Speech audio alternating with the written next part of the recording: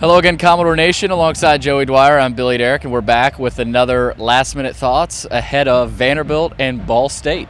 We have a non-conference foe with a name that's easier to pronounce than Alcorn State, so we got Ball State, and a better non-conference foe for Vanderbilt tonight. Ball State, I know they're 2-4, but they've put up points, Joey, and I know their defense isn't great statistically.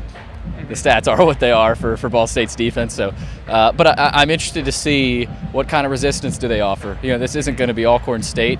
I'm not saying it's going to be similar to Georgia State, the result, but competition-wise, I think this could be very similar to what you faced with Georgia State. Ball State will have some athletes. They've got a really good tight end, and I'm interested, Joe. I'm interested to see how Vanderbilt comes out. Obviously, Clarkley said they're prepared. He said he likes their focus level all week, but I'll still be intrigued to see the resistance from Ball State and, you know, what energy Vanderbilt comes out with in what could be a big week where they could be ranked next week. I mean, that's the story today, Billy, right? They're right on the fringe of the AP Top 25. Can they do enough to get in it? They're the 26th team right now. You'd think Michigan or Illinois probably gets bounced out of it, maybe another team or two as a result of a loss. Vanderbilt's got to come in here and win tonight and maybe do so convincingly to get in there. And if they do that as well and Texas wins, maybe you get College game day. So that's mainly what we're monitoring tonight. I'm not expecting Vanderbilt to lose this game. Maybe I'll look dumb, but I just think this is a team that they're going to beat. It's just a matter of how convincing is it. They're 25.5-point favorites. And, you know, crazier things have happened, right? They've got to maintain their focus. They've got to maintain their intensity. But I'm honestly looking ahead a little bit. I know Clarkley would probably get on to me for that because I think they do have the right mentality. They said every game from now on is a statement game. I think Nick Rinaldi told me that throughout the week. I think they just feel like they're a team that's still got some things to prove, and they're going to do it today. I do think another storyline we have to talk about, too, is health today. Diego Pavia, obviously, not entirely healthy throughout the week. Langston Patterson's going to be out of today's game. They're going to have a couple other guys missing. So I just wonder how healthy can they be coming out of it. They're pretty banged up. They're going to have 6 games in a row here. They had 8 last year, and that just tormented with them in terms of health. Can they stay healthy tonight? Can they get their guys out of the game in a timely manner? They didn't do so against Alcorn State. It felt like they had guys in the game for a little bit too long maybe, but I think that was before they had really proven themselves. Now you've got a gauntlet coming up of SEC teams, and I think you've got to be more ready for those games. So if Ball State really pushes them here and makes Diego Pavia stay in this game till the fourth quarter, or maybe even comes out and wins this game, I think that could really hurt them moving forward. You've got to conserve for the future weeks, and I think a big performance today will allow you to do that. Now you've got to do it. I think they're better by a good margin than Ball State. I think you look at the Miami game, they lost 62-0. It's crazy to me. Last year, I think Vanderbilt was closer to Ball State than they were Miami. Now I think they're closer to Miami than they are Ball State. So I think there's still some things to prove here, but it's really about what this game could do for you and how this game can open things up for you, because you look at, you know, everything that's ahead of this team, and that all gets derailed if you lose tonight or even win this game by a couple points. Yeah, you got to, again, keep the eyes on you. That was the challenge in the Kentucky game. As we got another camera over here. But, Joey, that was the challenge going into Lexington, right? Keep the eyes on you. Did you see that guy's head? I just now saw it. Oh, that's awesome. But that was a first on the last-minute thoughts. I have never seen an Alabama fan with a bag on his head. That is a new sight to see, Billy. That's awesome. I think he's coming back. But but Joey, anyway, as I was saying, heading up to Lexington. I'm sorry. That's awesome. Heading up, you know, there's lots of proof going into last week, Billy, and I think they've kind of proven that going into this week. For me, it's just about what's ahead of them and how this could potentially derail them. You good? Yeah, I'm good. I'm good now. But what I was getting at is that was the challenge going into Lexington. Can this team keep the eyes of the country on them? And they absolutely did. You know, you could tell around the country the buzz, whether it's Twitter or whatever. But people you talk to, people are locked into Vanderbilt football right now, and they were locked in Lexington. You got to keep them locked in tonight. It's another. I say it won't be easy. You know, I don't think really any game is easy outside of maybe Alcorn State this year. But like you saw Georgia State, a team of that caliber, out of the Sun Belt. Now you've got a MAC team. The MAC is a pretty solid conference. You've got some good teams there. Vanderbilt is historically really good against the MAC. They're 11-1, and their last win was at Northern Illinois. So I think when you look at it, you're making me laugh. Sorry, but I think when you look at this game, I can't handle this. The guy is just roaming, Billy. I mean, this is this has nothing to do with Ball State. I think we respect Ball State. They've run good stuff. They do good things. This guy is just this guy's cracking us up. I don't know if we've seen anything like he's coming back, but I think you look at Ball State and they're not as good as Georgia State. I think we've seen that throughout the course of the year. We've seen how it's played out. I think Georgia State's more athletic. I think they have a better quarterback than Ball State has.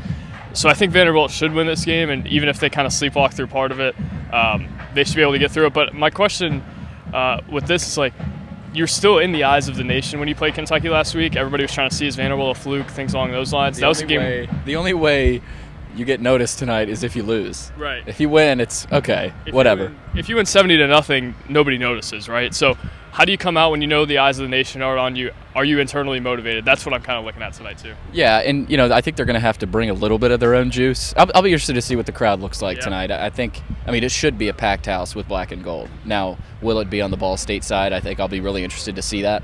But at the end of the day, what this team has done has given the fans an opportunity to come out, and I think they should. I think they will. I think it'll be a good crowd. I'll be interested to see, are there seats available? The student section. I don't think there'll be seats available. Now, did they extend the student section too? So these are all ancillary things. But again, I think when you look at the game, it's more of a springboard.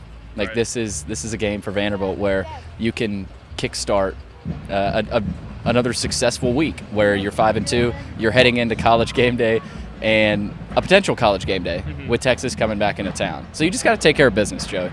Yeah. But again, I think stay healthy, whether it's Langston Patterson. I don't think he's playing tonight. No, he's not. So, yeah, he's not. I think we knew that. I think we knew that for a while. But stay healthy, right? I don't think you can suffer too many season-ending injuries starting now to the end of the season. Miles Capers, I mean, that's very beneficial for this team to have him at least back on the sideline. I doubt he plays tonight. Yeah. But and no availability report because it's not an SEC matchup. But stay healthy, Joey. I think continue to I think you need to build rhythm tonight. You need to keep the offensive momentum going. I don't think this can be a slugfest for Vanderbilt. Now, if they win, it'll be fine. But if it's 17-3, I think you'd feel a lot better if you end up winning this game 38-10 or so, something like that. So I think at the end of the day, you need to continue the feel good. This feel good story needs to continue. The only way the country notices you is if you lose. If you win, it's like, oh, okay, ho hum, Vanderbilt took care of business. This is about, again, springboarding into next week. It's about whether the level of maturity of this program has evolved, because I think in the past Vanderbilt's got ahead of themselves and has overlooked a game like this. I think there's a lot to overlook. You look at the Texas game next week and number one team in the country, potentially college game day, things along those lines, potentially being ranked tomorrow afternoon. There's a lot ahead of this team. Do they have the maturity to come in and say, we're focused on the task at hand tonight and come out and win? I think the crowd really helps them. You mentioned the crowd. I think that was a great point. I think it's going to be a big crowd tonight. I mean, we look out here, all the tailgates. I think there's a bigger tailgating scene than there has been, even for games like, I don't know, games at the beginning of the year like Virginia Tech. I think this might be a bigger tailgating scene. There's a lot of buzz around here, and I'm not sure I was necessarily expecting that for this game. I will be interested to see what the crowd looks like tonight. I think a lot of tonight is ancillary things, at least from our perspective. That can't be the case for Vanderbilt, though. They've got to come out, take care of business, and if they do, there's a lot ahead of them. If they don't, it could derail a lot of things, but number one priority tonight, come out with a win in any form. Number two, keep Diego Pavia healthy. Number three, continue to set yourself up for success. And it doesn't have to look incredibly pretty tonight, but I think they've got to get close to that spread just to kind of continue to prove they're the real deal. And I have no reason to believe that they won't at this point. We questioned a lot of it early in the year, and they've proven us wrong time and time again. The only time they didn't was Georgia State, and you kind of get some flashbacks against a mid-major who's capable of coming in and beating you. But I don't know, Billy. I think this is a game that, like you said, I think it's a great point. Continue to feel a good story, continue to springboard yourself, and I don't see any reason why that won't happen tonight. The only reason it wouldn't is either if Ball State has an out-of-body performance or if Vanderbilt doesn't approach this with the appropriate level of focus and intensity. Yeah, and lastly here, I'll be intrigued. Like I don't think Diego Pavia should have to play in the fourth quarter at all. I don't really think any starters should have to play in the fourth quarter. And the longer you can sit those starters, I'm not saying that's probably not a goal they're talking about. But, I mean, in the quarterback room at least, like, let's get Nate some reps and maybe even Drew Dickey. We'll see. But, again, fourth quarter, you shouldn't have to see those starters. And as long as you can keep them on the sideline resting, not benching, but them rested and gearing up for next week, I think, is the most important thing. So again, Vanderbilt's going to have to stay healthy tonight. Kickoff is at 6 o'clock.